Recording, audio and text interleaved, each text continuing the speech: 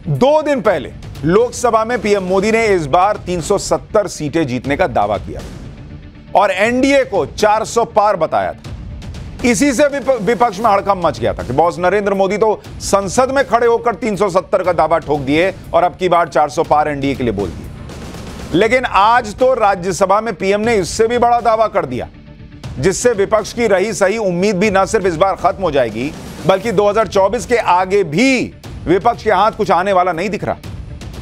क्योंकि आज पीएम ने अपने तीसरे टर्म का एजेंडा बता दिया बॉस राज्यसभा में खड़े होकर कि तीसरा टर्म मतलब मैं तो जीतूंगा ही जीतूंगा, काम क्या क्या करूंगा तीसरे टर्म में वो पूरी लिस्ट गिना दी भाई नरेंद्र मोदी ने आज। ऐसा आज तक किसी प्रधानमंत्री ने कॉन्फिडेंस नहीं दिखाया कि सदन में खड़े होकर चुनाव से पहले अगले टर्म में क्या करूंगा बता दे। यह प्रधानमंत्री मोदी का आत्मविश्वास ही है, जिसके दम पर वो चुनाव से पहले ही अपने तीसरे कार्यकाल का ट्रेलर पूरे देश को दिखा रहे हैं। पीएम मोदी ने कहा कि तीसरा कार्यकाल बड़े फैसलों वाला होगा, विकसित भारत की नींव और मजबूत करेगा। भारत तीसरी सबसे बड़ी आर्थिक शक्ति होगा, देश हर क्षेत्र में आत्मनिर्भर होगा, इंटरनेशनल स्पोर्ट्स इवेंट्स में भारत का डंका बजेगा, इलेक्ट्रॉनिक्स में भारत सबसे आगे होगा। और ये तो आपको कुछ पॉइंटर्स बताए। इसके अलावा पीएम मोदी ने और क्या क्या कहा वो आपको सुनवाता हूं, उनकी डिटेल भी बताता हूं। दूर नहीं है, कुछ लोग इसे मोदी 3.0 कहते हैं। मोदी 3.0 विकसित भारत की नींव को मजबूत करने के लिए पूरी शक्ति लगा दे। अगले 5 साल में भारत में डॉक्टरी की संख्या पहले की तुलना में अनेक गुना बढ़ेगी। मेडिकल कॉलेजों की संख्या बढ़ेगी। इस देश में इलाज बहुत सस्ता और सुलभ हो जाएगा। आदरणीय सभापति जी, अगले 5 साल में हर गरीब के घर में नल से जल का कनेक्शन होगा। आदरणीय सभापति जी, आने वाले 5 साल में उन गरीब को पीएम आवास जो देने हैं, एक भी वंचित नहीं रहे, इसका पक्का ख्याल रखा जाएगा। अगले 5 साल सोलर पावर से बिजली बिल जीरो। बिजली बिल जीरो। देश के कितने नागरिकों, करोड़ों नागरिकों को बिजली बिल जीरो। और ठीक अगर आयोजन करेंगे तो अपने घर पर बिजली बना करके बेच करके कमाई कर पाएंगे। ये अगले 5 साल का कार्यक्रम है। आदरणीय सभापति जी, अगले 5 साल देश में पाइप से गैस के कनेक्शन पूरे देश में नेटवर्क बनाने का भरपूर प्रयास किया जाएगा। सभापति जी, आने वाले 5 साल हमारी युवा शक्ति का दम पूरी दुनिया देखेगी।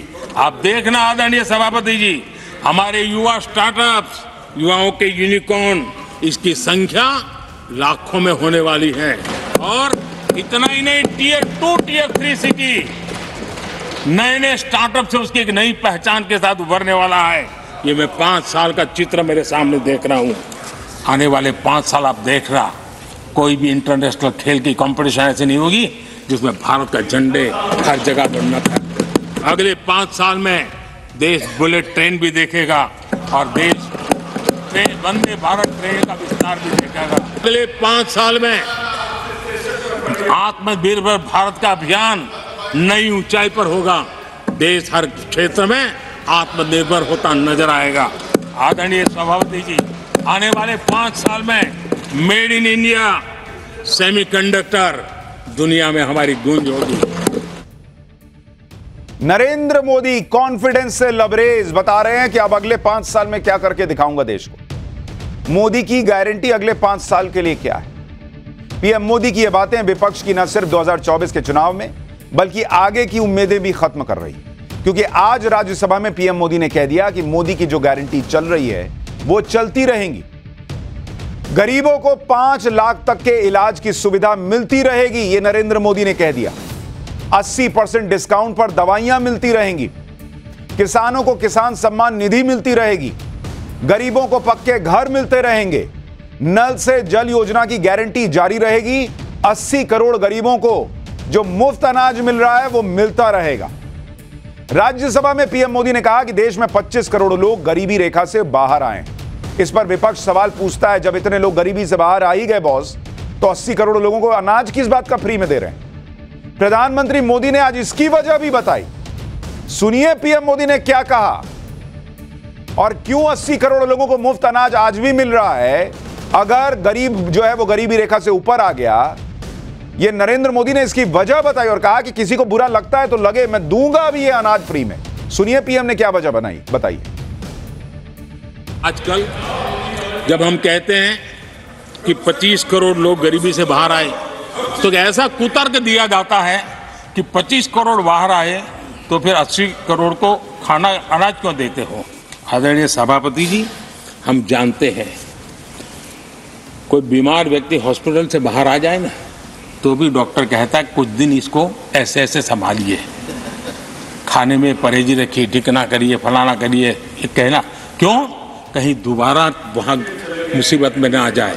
जो गरीबी से बाहर निकला है ना, उसको ज़्यादा संभालना चाहिए ताकि कोई ऐसा संकट आकर के फिर से गरीबी की तरफ लपक न जाए। और इसलिए उसको मजबूती देने का समय देना चाहिए। ये समय हमने गरीब को मजबूत, ताकि वो फिर से वो न्यू मिडिल क्लास फिर से वापस उस गर्त में डूब न जाए। और इसलिए हम अनाज देते हैं, अनाज देते रहेंगे, किसी को बुरा लगे या न लगे।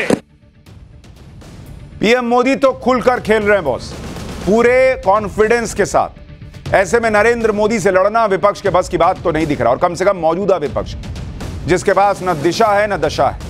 इसलिए विपक्ष खास तौर पर राहुल गांधी ने नया मुद्दा निकाल लिया, आरक्षण बढ़ाने का। आरक्षण और जातिगत जनगणना का मुद्दा कांग्रेस जोर शोर से उठा रही है। राहुल गांधी अपनी भारत जोड़ो न्याय यात्रा के दौरान लगातार यह आरोप लगा रहे हैं कि मोदी सरकार में पिछड़ों को सही प्रतिनिधित्व नहीं मिल रहा।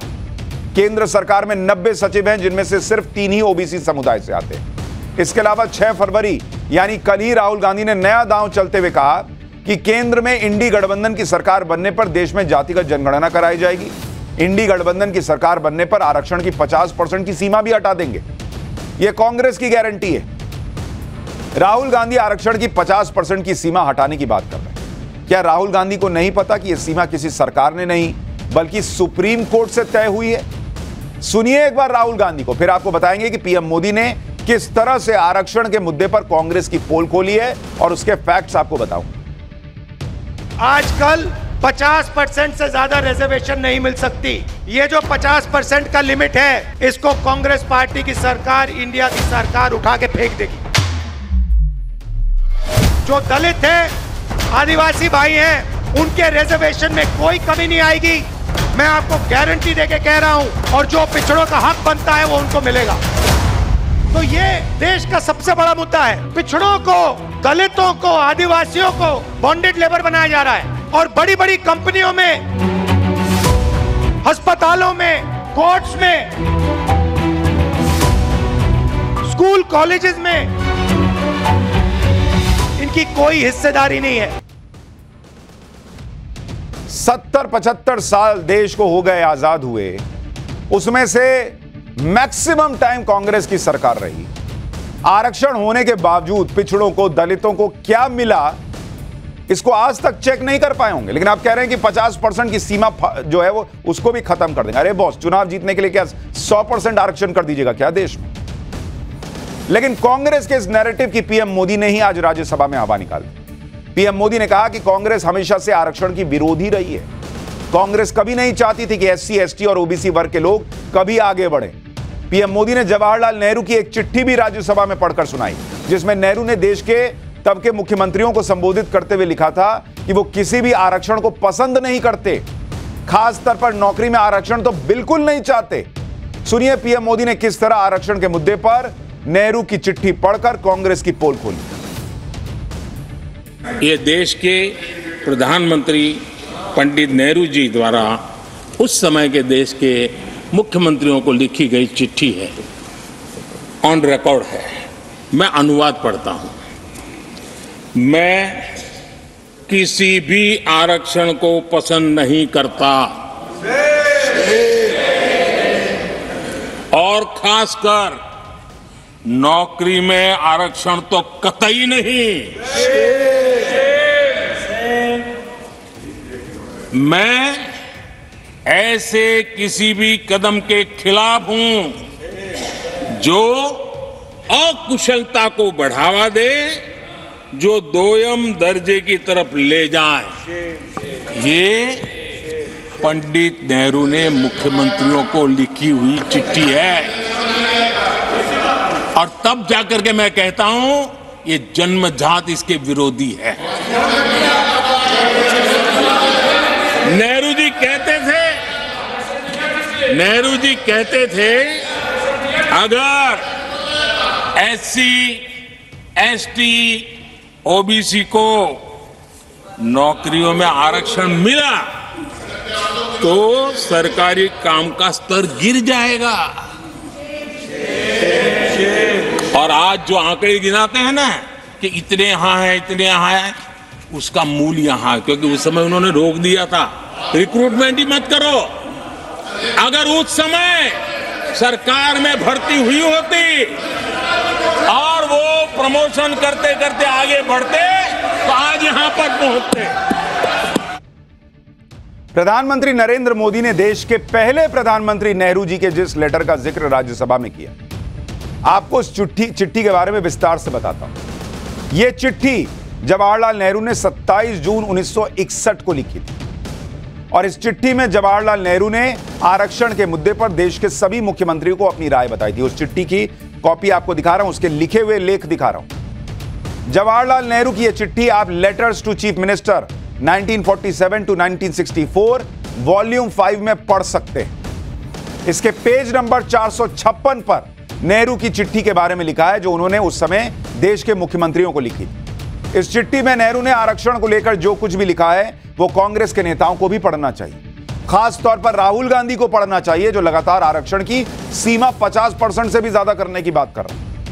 इस चिट्ठी में जवाहरलाल नेहरू ने लिखा था कि वो किसी भी प्रकार के आरक्षण को पसंद नहीं करते हैं, खासतौर पर नौकरी में आरक्षण को तो बिल्कुल नहीं। नेहरू ने आगे लिखा कि वो हर उस चीज के खिलाफ हैं जिससे अक्षमता को और लो स्टैंडर्ड को बढ़ावा मिले, लेकिन अगर हम धर्म और जाति के आधार पर आरक्षण देंगे तो काबिल लोगों को पीछे कर देंगे और हमेशा दूसरे या तीसरे दर्जे के बने रहेंगे। नेहरू ने लिखा कि उन्हें यह जानकर बहुत दुख हुआ कि धर्म के आधार पर आरक्षण का बिजनेस कितना आगे जा चुका है। हम हमेशा पिछड़ों की मदद करें, लेकिन क्षमता से समझौता किए बिना, क्योंकि दूसरे दर्जे के लोगों के साथ हम पब्लिक सेक्टर या कोई और सेक्टर कैसे खड़ा कर पाएंगे। ये थी नेहरू की चिट्ठी की वो बातें जो आज तो पीएम मोदी ने आधी बताई, हमने आपको पूरी चिट्ठी पढ़कर बताई। आरक्षण के मुद्दे पर कांग्रेस की पोल खोलने के बाद पीएम मोदी ने बाबा साहब अंबेडकर और कांग्रेस के पूर्व अध्यक्ष सीताराम केसरी का उदाहरण दिया। पीएम मोदी ने बताया कि बाबा साहब अंबेडकर और सीताराम केसरी के साथ कांग्रेस ने किस तरह का सलूक किया था। पीएम मोदी ने कहा कि बाबा साहब अंबेडकर और सीताराम केसरी दोनों ही पिछड़ी जाति से आते थे और कांग्रेस ने दोनों को अपमानित किया और नीचा दिखाने का कोई मौका नहीं छोड़ा। एक बार प्रधानमंत्री मोदी को सुनिए, फिर आपको बताऊंगा कि कांग्रेस ने अंबेडकर और सीताराम केसरी के साथ कैसा बर्ताव किया था। बाबा साहब की राजनीति को, बाबा साहब के विचारों को खत्म करने के लिए कोई कसर उन्होंने छोड़ी नहीं है। वक्तव्य अवेलेबल है, चुनाव में क्या क्या बोला गया वो भी अवेलेबल है। इसको भारत रत्न भी देने की तैयारी नहीं थी, वो भी भाजपा के समर्थन से और सरकार बनी, तब बाबा साहब को भारत रत्न। इतना ही नहीं, सीताराम केसरी अति पिछड़ी जाति से कांग्रेस पार्टी के अध्यक्ष उठा करके फुटपाथ पर फेंक दिया गया। ओबीसी, वो वीडियो अवेलेबल है, वो देश ने देखा सीताराम केसरी के साथ क्या हुआ। आप देखिए कि कांग्रेस ने बाबा साहब अंबेडकर और सीताराम केसरी के साथ क्या किया था, जो दोनों ही पिछड़ी जाति से आते थे और जिसका जिक्र आज पीएम मोदी ने राज्यसभा में किया। कांग्रेस ने बाबा साहब अंबेडकर को चुनाव हरवाने की साजिश की थी। 1952 में बाबा साहब अंबेडकर ने बंबई से लोकसभा का चुनाव लड़ा था। तब कांग्रेस के वरिष्ठ नेताओं ने अंबेडकर को हराने की पूरी कोशिश की थी। इसका परिणाम यह हुआ कि बाबा साहब अंबेडकर 1952 का लोकसभा चुनाव हार गए। बाबा साहब अंबेडकर को संविधान निर्माता कहते हैं, फिर कांग्रेस ने जीते जी भारत रत्न क्यों नहीं दिया? बाबा साहब अंबेडकर को उनके निधन के 34 साल बाद भारत रत्न मिला, जब बीजेपी के समर्थन से वीपी सिंह प्रधानमंत्री बने थे। इसी तरह से कांग्रेस के पूर्व अध्यक्ष सीताराम केसरी के साथ कांग्रेस पार्टी ने कैसा व्यवहार किया था, वो भी आपको याद दिलाता हूं। सीताराम केसरी 1996 से 1998 तक कांग्रेस के अध्यक्ष हुआ करते थे। इंदिरा गांधी, राजीव गांधी और पीवी नरसिम्हा राव की सरकार में मंत्री भी थे। लेकिन आरोप लगते हैं कि सोनिया गांधी को अध्यक्ष बनाने के लिए सीताराम केसरी को अपमानजनक तरीके से हटाया गया। 14 मार्च 1998 को सोनिया गांधी को कांग्रेस अध्यक्ष बनाना तय हुआ। आरोप है कि इसी दिन सीताराम केसरी को जबरन अध्यक्ष पद से हटा दिया गया। सीताराम केसरी की नेम प्लेट उखाड़कर कूड़ेदान में फेंक दी गई। सीताराम केसरी को पार्टी दफ्तर के बाथरूम तक में बंद कर दिया गया कहा जाता है। और ऐसे आरोप लगते हैं कि कांग्रेस यूथ विंग के कार्यकर्ताओं ने सीताराम केसरी के साथ बदतमीजी भी की, जिससे उनकी धोती खुल गई। यह हुआ है सीताराम केसरी के साथ, यह हुआ है अंबेडकर के साथ। और पीवी नरसिम्हा राव के साथ क्या हुआ था वो तो मैं आपको पहले ही बता चुका हूं पाठशाला। यानी कांग्रेस चाहे आरक्षण को लेकर माहौल बनाए, चाहे जातिगत जनगणना के जरिए पिछड़ों की बात करे, जैसे ही नरेंद्र मोदी कांग्रेस का इतिहास सामने लेकर आते हैं, कांग्रेस की पोल पट्टी खुल जाती है। पीएम मोदी ने आज उस झूठ की पोल भी खोल दी, जो झूठ इस नाम से बेचा जाता है कि मोदी सब कुछ बेच रहे हैं। पीएम ने कांग्रेस पर सरकारी कंपनियों यानी पीएसयू को लेकर भ्रम फैलाने का आरोप लगाया। पीएम मोदी ने कांग्रेस को याद दिलाया कि उनकी अगुवाई वाली यूपीए सरकार में पीएसयू की हालत क्या थी और आज सरकारी कंपनियां कैसे रिकॉर्ड उत्पादन कर रही हैं, रिकॉर्ड रेवेन्यू जनरेट कर रही हैं। पीएसयू कंपनियों के शेयर रॉकेट बने हुए हैं। सुनिए पीएसयू के मुद्दे पर प्रधानमंत्री मोदी ने आज क्या कहा। अब प्रचार किया जा रहा है पीएसयू बंद हो गए, पीएसयू बंद हो गए। अब उनको तो याद भी नहीं होगा क्या है, बस किसी ने पकड़ा दिया, बोलो बोलो। 2014 में देश में 234 पीएसयू थे, 234 2000 उनके यूपीए के 10 साल के कालखंड में। अब 14 में जब उन्होंने छोड़ा 234 आज 254 है। 234 थे, आज 254 है। अब भाई कोई कौन सा अरिथमेटिक वो जानते हैं, बेच दिए। अब बेचने के बाद 250 हो गया। क्या क्या कर रहे हो आप लोग? आदरणीय सभापति जी, आज अधिकतर पीएसयू रिकॉर्ड रिटर्न दे रहे हैं और इन्वेस्टर्स का भरोसा पीएसयू की तरफ बढ़ रहा है। जो छोटा सा भी शेयर बाजार जानते हैं, इनको समझ आता है। नहीं समझता है तो किसी को पूछो। आप सभापति जी देखिए, बीएसई पीएसयू इंडेक्स में बीते 1 वर्ष के दौरान लगभग 2 गुनी उछाल हुई है। आपने देखा होगा कि किस तरह से पिछले कुछ सालों में कभी एचएएल को लेकर, कभी एसबीआई को लेकर, कभी एलआईसी को लेकर किस तरह की बातें की गई, भ्रम फैलाया गया। और हमने पाठशाला में आपको एक एक चीज का फैक्ट बताया। इसलिए कहता हूं पाठशाला देखिएगा तो सजग रहिएगा। और आप 1 साल का रिकॉर्ड देख लीजिए इन सरकारी कंपनियों का कि वो कैसा परफॉर्म कर रही हैं और किस तरह से इनके शेयर रॉकेट बने हुए। जैसे एचएएल यानी हिंदुस्तान एरोनॉटिक्स लिमिटेड ने निवेशकों को बीते 1 साल में 142% तक का रिटर्न दिया, 142%।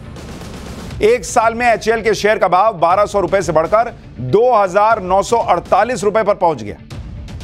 एलआईसी की बात करें तो बीते 1 साल में एलआईसी के शेयर की कीमत 440 रुपए से बढ़कर 1050 रुपए पर पहुंच चुकी है। एलआईसी ने बीते 1 साल में निवेशकों की रकम को डबल कर दिया। एलआईसी की मार्केट कैपिटल 6,60,000 करोड़ के स्तर पर पहुंच चुकी है और आज मार्केट कैपिटल के हिसाब से एलआईसी देश के सबसे बड़े सरकारी बैंक एसबीआई से भी आगे निकल गया है। जिस एलआईसी को लेकर भ्रम फैला रहे थे ना कि डुबा दिया, वो अब एसबीआई से आगे है और एसबीआई की मार्केट वैल्यू करीब 6,30,000 करोड़ रुपए। इसलिए एलआईसी के मुद्दे पर पीएम मोदी ने राज्यसभा में कांग्रेस पर बड़ा हमला बोला। पीएम ने एलआईसी को लेकर कांग्रेस की तरफ से फैलाई जा रही अफवाहों पर भूतिया बंगले का भी उदाहरण दिया। सुनिए एलआईसी के मुद्दे पर पीएम ने राज्यसभा में क्या कहा और यह भूतिया बंगले का किस्सा क्या है। एलआईसी को लेकर भी पता नहीं कैसे कैसे बड़े विद्वत्तापूर्ण बयान देते थे। एलआईसी का ऐसा हो गया, एलआईसी का वैसा हो गया, एलआईसी का यूं हो गया। जितनी गलत बातें एलआईसी को लिए बोलनी चाहिए बोली, और तरीका यही है किसी को बर्बाद करने, अफवाह फैलाओ, झूठ फैलाओ, भ्रम फैलाओ, और टेक्निक वही है। गांवों में किसी का बड़ा बंगलो हो, लेने का मन करता हो, लेकिन हाथ ना लगता हो तो फिर हवा फैला देते ये भूतिया बंगला है, यहां जो जाता है ऐसी हवा फैला देते, कोई लेता नहीं, फिर पैदा करके लपक लेते। एलआईसी एलआईसी क्या क्या चलाया। आदरणीय सभापति जी, मैं सीना तान करके सुनाना चाहता हूं, आंखें ऊंची करके सुनाना चाहता हूं, आज एलआईसी के शेयर रिकॉर्ड स्तर पर ट्रेड हो रहे हैं।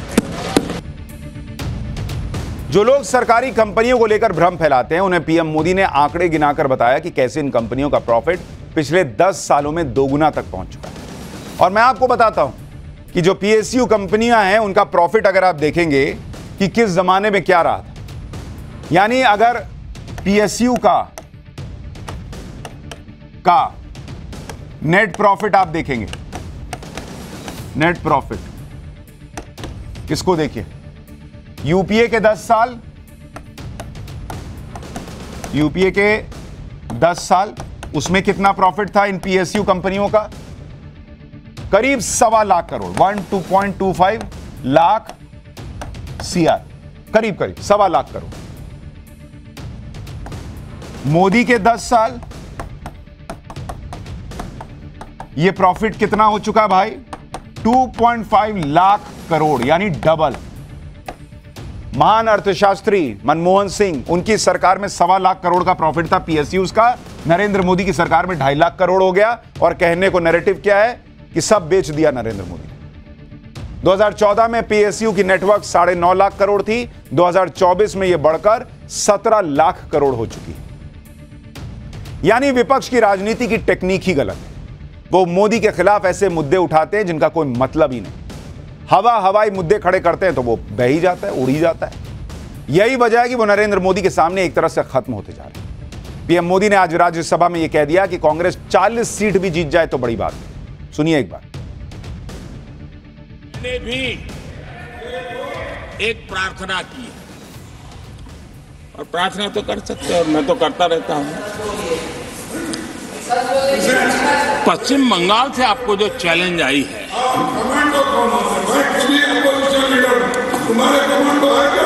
और